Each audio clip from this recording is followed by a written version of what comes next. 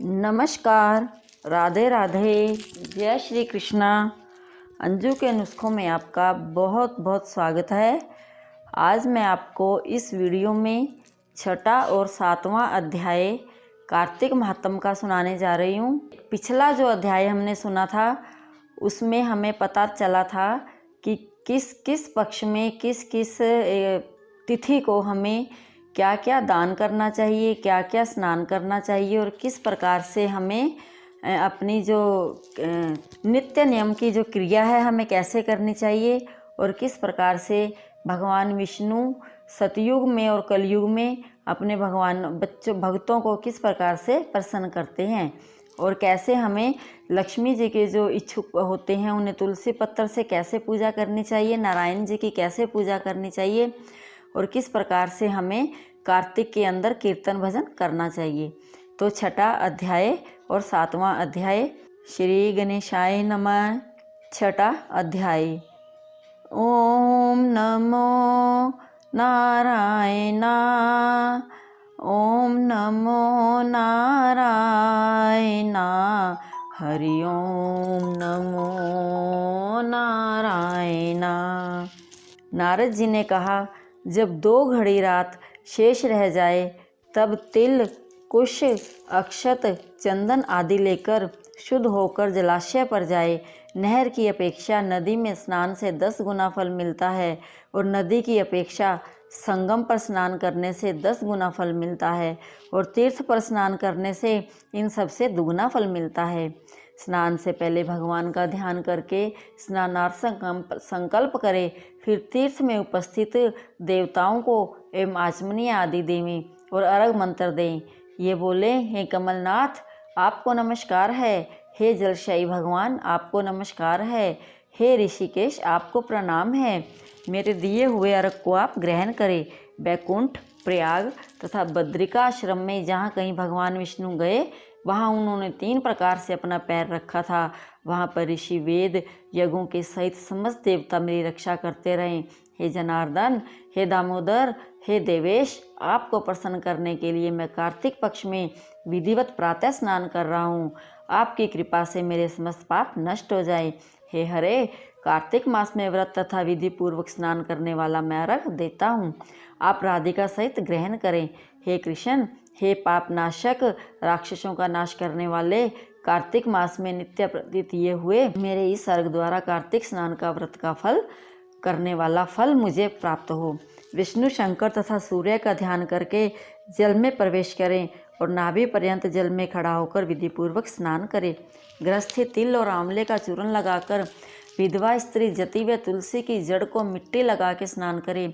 सप्तमी, अमावस्या, नवमी, त्रयोदशी, द्वितीया, दशमी आदि तिथियों को आंवला तथा तिल से स्नान नहीं करना चाहिए। स्नान करते हुए निमन शब्द कहें।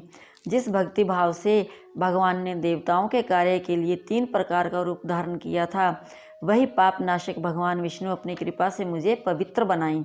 विष्णु जी की आज्ञा से कार्तिक व्रत करने वालों की सारे इंद्र आदि देवता रक्षा करते हैं, अतः वह मुझको पवित्र करें। बीजों, रहस्यों तथा यज्ञों सहित वेदों के मंत्र, कश्यप आदि ऋषि इंद्र देवता मुझे पवित्र करें। गंगा आदि सभी नदियाँ, संपूर्ण तीर्थ, 7 समुद्र और समस्त जलाशय मुझको पवित्र करें।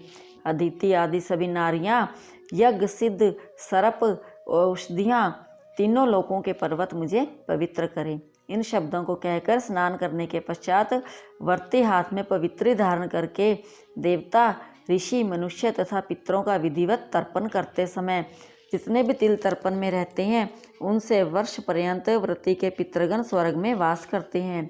तत्पश्चात व्रत करने वाला जल से निकलकर शुद्ध वस्त्र पहने और प्रातःकाल के सब कृत्यों से निवृत्त होकर पुनः भगवान विष्णु का पूजन करें। समस्त तीर्थों के सारे देवताओं का स्मरण करके भक्ति पूर्वक सावधान होकर चंदन, फूल और फलों सहित भगवान विष्णु को फिर अर्घ देवें। अर्घ मंत्र का अर्थ यह है कि पवित्र कार्तिक मास में मैंने स्नान किया है, हे विष्णु जी, राजा के साथ आप मेरे दिए अर्घ को ग्रहण करें। पश्चात चंदन, फूल और तांबूल आदि से वेद पाठी ब्राह्मण को श्रद्धापूर्वक पूजन करें और बार बार साष्टांग प्रणाम करें। ब्राह्मणों के दाएं पैर में तीर्थ रहते हैं, मुख में वेद और सारे अंगों में देवता निवास करते हैं। अपने कल्याण की कामना रखने वाले लोग न इनका अपमान करें और न इनके साथ विरोध करें, और फिर एकाग्रचित से भगवान विष्णु की प्यारी तुलसी जी का पूजन करें, उनकी परिक्रमा करें तथा उनको प्रणाम करें। हे देवी, हे तुलसी, देवताओं ने ही प्राचीन काल से तुम्हारा निर्माण किया है और ऋषियों ने तुम्हारा पूजन किया है। हे विष्णु की प्यारी तुलसी, आपको प्रणाम है, आप मेरे पापों का नाश करो। इस प्रकार भक्तिपूर्वक जो लोग कार्तिक व्रत का अनुष्ठान करते हैं वह संसार में सब सुखों को भोग कर अंत में मुक्ति को प्राप्त करते हैं। सारे रोगों का नाश करने वाला, पापों को नष्ट करने वाला, मनुष्य को श्रेष्ठ बुद्धि देने वाला, धन आदि का साधन, मुक्ति और कोई उत्तम व्रत संसार में नहीं है। इति श्री छठा अध्याय संपूर्ण। हरे रामा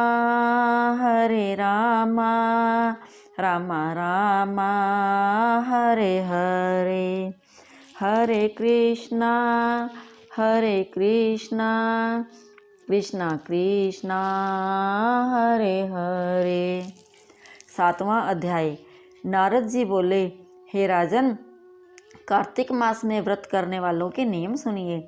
यह मैं आपको संक्षेप में बतलाता हूँ। जो मनुष्य कार्तिक मास का व्रत करता हो वह सब तरह के आमिष, मांस, उर्द, राई, खटाई तथा मादक वस्तुओं का प्रयोग न करें। यह व्रत करने वाले दूसरे का अन्न ग्रहण करें, किसी से द्वेष न करें तथा तीर्थ के अतिरिक्त अन्य कोई यात्रा न करे। देवता, वेद, ब्राह्मण, गौ, व्रती, नारी, राजा तथा गुरुजनों की निंदा न करे। यह व्रत करने वाला दाल, तिल, पकवान व क्रिया हुआ भोजन ग्रहण करें।